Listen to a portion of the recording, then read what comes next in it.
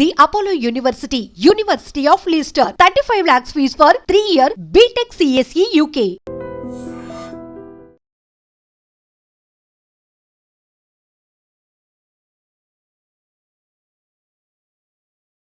అసలు 2025 సంవత్సరం స్టార్ట్ అయిన నుంచి గూడా అన్ని ప్రమాదాలే. అది ఏరోప్లేన్ అనుకోండి, లేకపోతే ఆహ్, బస్ ప్రమాదాలనుకోండి, యాక్సిడెంట్స్ అనుకోండి, ఇట్లా ఏది జూడు అసలు దేశవ్యాప్తంగా ప్రమాదాలే జరుగుతున్నాయి. అసలు ఇన్‌ఫాక్ట్ దేశవ్యాప్తంగా గాదు, ప్రపంచవ్యాప్తంగా గూడా మొత్తం ప్రమాదాలే కనిపిస్తున్నాయి. ఎగైన్ ఈరోజు పొద్దున తెల్లవారుజామున అంటే 9 గంటల ప్రాంతంలో హిమాచల్ ప్రదేశ్‌లో ఒక బస్ ప్రమాదం జరిగింది. ఇది ప్రైవేట్ ట్రావెల్స్‌కి సంబంధించిన బస్. అందులో మొత్తంగా గూడా 30 మంది ప్రయాణికులు ప్రయాణం చేస్తున్నారు. ఇది హిమాచల్ ప్రదేశ్ గాబట్టి మనకు తెలుసు లోయలుంటాయి. అట్లాగే అప్స్ అండ్ డౌన్స్ రోడ్స్ ఉంటాయి. ఘాట్ రోడ్స్ ఉంటాయి. చాలా జాగ్రత్తగా నడపాలి బస్ డ్రైవర్స్ అందరూ గూడా. అండ్ బాగా ట్రైన్ అయి ఉన్న బస్ డ్రైవర్స్ మాత్రమే ఈ రూట్‌లలో ప్రయాణం సాగించే అవకాశం గూడా ఉంటుంది. సో, మరి ఏం జరిగిందో ఈరోజు మరీ తెల్లవారుజాము గాదు. అట్లా అంటే లేట్ నైట్ గూడా గాదు మరి.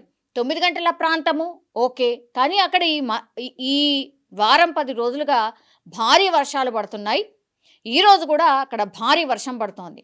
అందులో భాగంగానే మరి ఏమైనా జరిగిందా అనేది తెలీదు గానీ, ప్రైవేట్ ట్రావెల్స్ బస్ 30 మంది ప్రయాణికులతో ఉన్నటువంటి ఈ బస్ 200 మీటర్ల లోయలో పడిపోయింది. మొత్తం పల్టీలు కొట్టుకుంటూ పూర్తిగా 200 మీటర్ల అడుగు లోయలో పడిపోయిన పరిస్థితి. దీంతో ఆ 30 మంది ఎవరైతే ఉన్నారో వాళ్ళందరికైతే ఎట్లాగూ గాయాలైతాయి డెఫినెట్‌లీ. 200 మీటర్ల లోయలో పడిపోతే మనం ఇమాజిన్ కూడా చేసుకోవచ్చు. పూర్తిగా పల్టీలు కొడుతూ బస్సు 200 మీటర్ల లోయలో పడిపోయింది. 30 మందికి గాయాలైనాయి. అందులో 17 మందికి తీవ్రంగా గాయాలైనాయి. స్పాట్‌లోనే ఒక ఇద్దరైతే చనిపోయిన పరిస్థితి. ఈ బస్ డ్రైవర్‌కి కూడా తీవ్ర గాయాలైనట్టుగా కూడా మనకున్నటువంటి సమాచారం. ఇప్పుడు మనం చూస్తున్న విజువల్‌ని బట్టి కూడా మనకు అర్థమవుతోంది ఎంత భయంకరంగా ఈ పల్టీ కొట్టి ఆ బస్ ఏ పొజిషన్‌లో ఉంది కూడా మనం అర్థం చేసుకోవచ్చు. ఇంకోటేంటంటే ఈ లోయలో ఎప్పుడైతే ప్రమాదాలు జరుగుతాయో ఈ రెస్క్యూ టీమ్ కావచ్చు, పోలీసులకు ఇన్ఫర్మేషన్ చేరడానికి కూడా కొంత సమయం పడుతుంది. ఎందుకంటే మనకు తెలుసు ఈ ఫోన్ సిగ్నల్స్ కూడా పెద్ద ఎక్కువగా అందవు ఆ ప్రాంతంలో. సో ఎమర్జెన్సీగా మనం కాల్ చేయాలన్నా కూడా, కాల్ కలవాలన్నా కూడా కష్టం.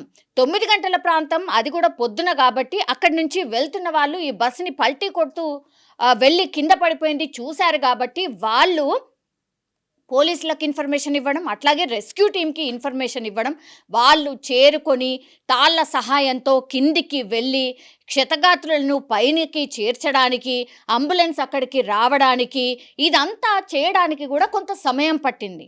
అంటే దాదాపుగా ఒక గంటన్నర పాటు వీళ్ళందరూ రెస్క్యూ టీమ్ చేరుకొని వాళ్ళని క్షతగాత్రుల్ని హాస్పిటల్‌కి తరలించడానికి కొంత సమయం అయితే డెఫినెట్‌లీ పట్టింది. సో ఇదంతా చూస్తే హిమాచల్ ప్రదేశ్‌లో భారీ వర్షాలు పడుతున్నాయి. ఒకటి కారణం.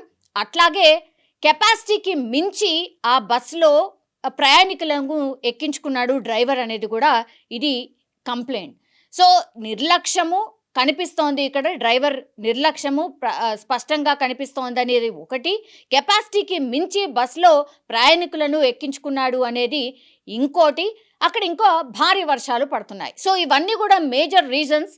ఒక్కసారిగా బస్ యాక్సిడెంట్ జరిగింది అన్నటువంటి వార్త విన్న తర్వాత, లోయలో పడిపోయింది అన్న వార్త విన్న తర్వాత ఎక్కువగా ఇట్లాంటి లోయలో పడిపోయిన బస్ ఇన్సిడెంట్స్‌లో చనిపోయే వాళ్ళ సంఖ్య ఎక్కువగా ఉంటుంది. యాజ్ వెల్ యాజ్ గాయాల పాలైనటువంటి వాళ్ళ సంఖ్య కూడా ఎక్కువగా ఉంటుంది. ఎందుకంటే బస్సు పైనుంచి కిందికి పడేటప్పుడే ఎన్ని పల్టీలు కొట్టుకుంటూ కిందికి వెళ్ళి ఆగుతుందో మనం ఇమాజిన్ కూడా చేసుకోవచ్చు. సో అందులో భాగంగానే ఇప్పుడు క్షతగాత్రులైతే దగ్గరలో ఉన్నటువంటి మండి హాస్పిటల్‌కైతే తరలించారు. హిమాచల్ ప్రదేశ్‌లో ఈ ఘటన జరగడంతో అక్కడ రాష్ట్ర సర్కారు కూడా పూర్తిగా నివేదిక కోరింది. అసలు ఏం జరిగింది, ఏంటి, వర్షం కారణమా లేకపోతే డ్రైవర్ నిర్లక్ష్యం కారణమా ఏంటి అనేది. అట్లాగే రెస్క్యూ టీమ్స్ కూడా హుటాహుటిన వీళ్ళందరినీ కూడా క్షతగాత్రుల్ని తీసుకెళ్ళి దగ్గరలో ఉన్నటువంటి హాస్పిటల్‌లో జాయిన్ చేసినప్పటికీ కూడా కొంతమందికి గాయాలు తీవ్రంగా ఉన్నాయి. కొంతమంది క్రిటికల్ పొజిషన్లో ఉన్నట్టుగా కూడా ప్రస్తుతం మనకున్నటువంటి ఇన్ఫర్మేషన్. ఇందులో మాత్రం ఒక స్పాట్లో 2 చనిపోయినరు. క్షతగాత్రుల సంఖ్య చాలా అధికంగా ఉంది. 17 మంది అంటున్నారు. మిగతా వాళ్ళకి చిన్నపాటి గాయాలయ్యాయట.